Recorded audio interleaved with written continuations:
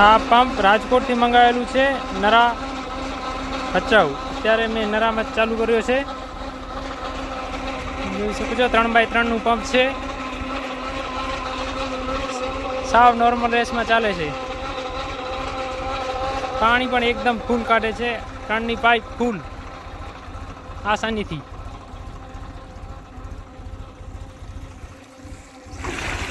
તમે જોઈ શકો છો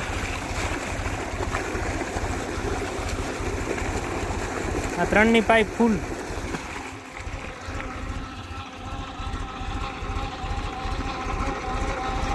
સૌરાજ ટ્રેક્ટર છે ને સાવ નોર્મલ રેસમાં ચાલે છે.